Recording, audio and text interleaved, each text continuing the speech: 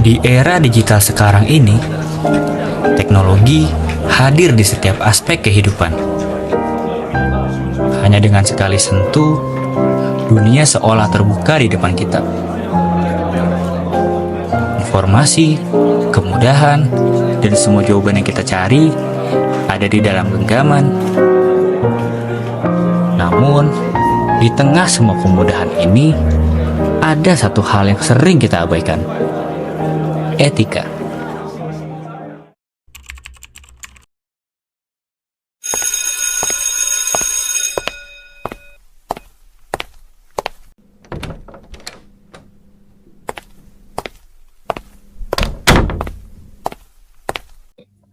Assalamualaikum warahmatullahi wabarakatuh. Selamat pagi anak-anak. Ini tugas kali ini cukup menantang. Kalian harus meneliti bagaimana pengaruh teknologi mempengaruhi etika dalam kehidupan profesional. Seperti yang kita tahu, teknologi itu memang memberikan kita kemudahan. Tapi di sisi lain juga menimbulkan masalah-masalah baru, seperti masalah pelanggaran privasi, masalah plagiarisme, hingga transparansi. Nah, kalian harus mencari bukti contoh nyata, dan juga kalian mengkritisinya, lalu memberikan solusi etisnya. Oke? Apakah ada pertanyaan? Pak, kalau kita bahas tentang penyalahgunaan data pribadi, bisa nggak? Apakah itu termasuk? Soalnya sekarang ini data pribadi bisa diakses dan digunakan tanpa izin. Ya, benar sekali Mas Nur. Penyalahgunaan data adalah isu yang sangat penting. Privasi menjadi salah satu area yang paling rentan dalam dunia teknologi. Kita perlu memahami bagaimana data pribadi itu bisa disalahgunakan. Kita juga sekaligus mencari cara untuk menjaga keamanan data tanpa melanggar hak individu. Lalu Pak, bagaimana dengan otomatisasi? Mesin yang menggantikan manusia, banyak yang kehilangan pekerjaannya. Apakah ini bisa dianggap pelanggaran etika? Bagus saja. Otomatisasi memang sering dibicarakan akhir-akhir ini. Memang memberikan efisiensi, tapi di sisi lain juga memberikan dampak sosial sangat besar, seperti kehilangan pekerjaan. Nah, tugas kalian adalah menemukan keseimbangan antara memanfaatkan teknologi dan juga menjaga dampak sosial yang adil. Jadi kalian harus memikirkan etika dalam setiap keputusannya. Jadi Pak, tugas ini tuh kayak main sulap ya, nggak cuma kita harus teknisnya aja Pak, tapi kita juga harus menjaga keselamatan moral gitu Pak. Ya benar Ahmad, teknologi itu adalah alat, tapi yang paling penting adalah bagaimana caranya kita menggunakan teknologi itu dengan benar. Jadi tugas kalian adalah memahami peran etika di tengah kemajuan teknologi. Untuk sekian, silakan kalian berdiskusi terlebih dahulu. Baik, makasih Pak. Terima kasih Pak.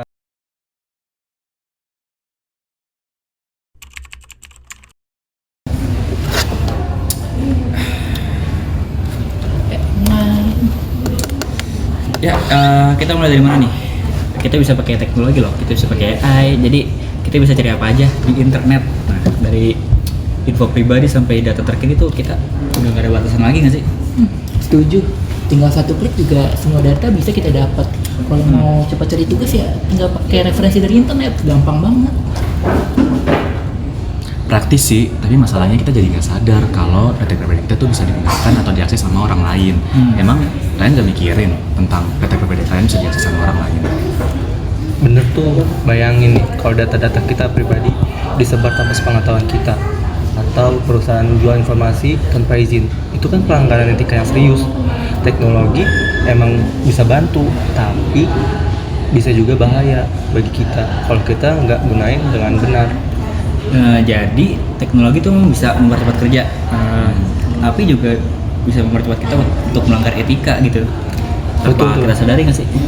Betul, dampak teknologi terhadap etika itu sangat besar. Kita harus hati-hati supaya nggak sembarangan make. Tapi praktis kan? Kalau kita bisa akses data dan informasi dengan cepat, tinggal kopas data internet, lagian siapa coba yang bakal tahu? Mustafa, nggak gitu. Itu bukan cuma masalah kecepatan. Kita harus tetap jaga etika, apalagi kalau kita nyontek atau ambil data orang lain. Kalau semua orang berpikir kayak gitu, semuanya bakal kacau. Bener tuh Mus, teknologi itu alat, tapi kita tetap harus tanggung jawab juga sama apa yang kita kerjain, biar kita bisa nggak asal ngambil karya orang lain tanpa izin. Oke deh, oke kalian benar. Gue cuma bilang, kadang teknologi itu bisa membuat kita terlalu mudah tanpa sama batasan-batasan kita tersebut. Yaudah, lanjut aja. Oke, nah, lanjut aja. Guys, gue nunggu jurnal nih. Coba lihat dong. Ini tuh jurnal bagus banget, tapi kalau gue ubah dulu waktunya nggak bakal cukup. Jadi mungkin gue kopas dulu nanti baru gue edit. Amat jangan langsung copas gitu aja, kita juga harus tahu isinya apa supaya kita nggak ketahuan plagiat. Kalau ketahuan nanti tugas kita bisa bermasalah. Ya gue tahu mas, tapi kita tuh kehabisan waktu. Kalau kita ngetik dulu tuh, kita bakal ngaret hasilnya. Mat, kopas aja sih dulu, nanti baru ada sedikit biar nggak kelihatan. Lagian juga nggak bakal ada yang tahu. Mustafa, itu salah. Kopas tanpa izin itu plagiat, melanggar etika akademik.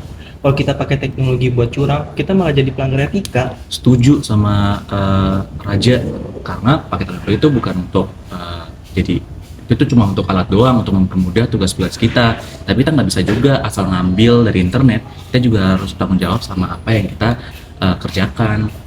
Oke. Jadi gue bakal kopas dulu, nanti kita edit sedikit biar nggak terlalu kelihatan banget.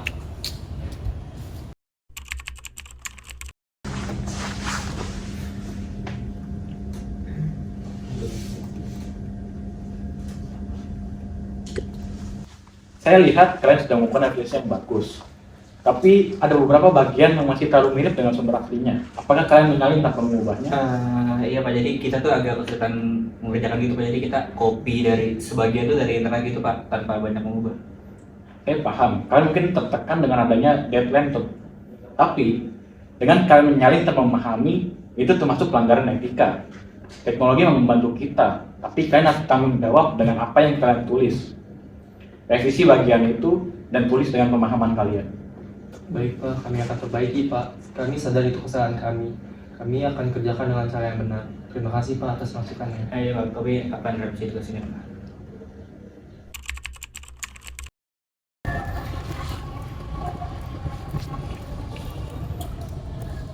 Udahlah, gue nggak mau kopas lagi lah. Kayaknya lebih baik kita kerjain lebih lama, tapi emang kita ngerti apa kita tulis. Iya, kayak gue salah soal itu. Ternyata kopas malah bikin kita nggak paham apa yang kita kerjakan. Iya anjir.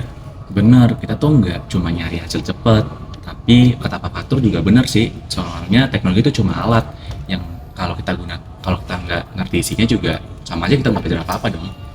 Nah, bagus. Sekarang kita bisa pakai teknologi dengan benar tanpa harus melanggar etika. Ini pelajaran penting bagi kita semua.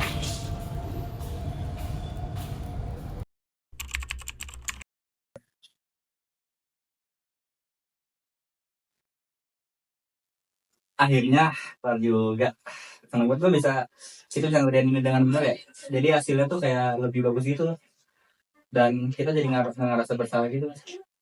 Oh iya, belajar dari pengalaman. Teknologi itu memang sangat membantu, tapi juga kita tetap harus tahu cara menggunakan dan batas manfaatnya. Nah, yang penting kita tetap pegang dulu tanggung jawab dan etika. Kalau kita jaga itu, kita nggak akan kena masalah. Bener banget, sekarang kita udah paham dong kalau teknologi itu cuma alat doang. Tapi yang terpenting itu kita harus menjaga integritas dan etika kita. Ya udah, siap-siap presentasi yuk. Yuk. Teknologi, jika digunakan dengan bijak, dapat menjadi alat yang sangat bermanfaat tanpa melanggar nilai-nilai etika.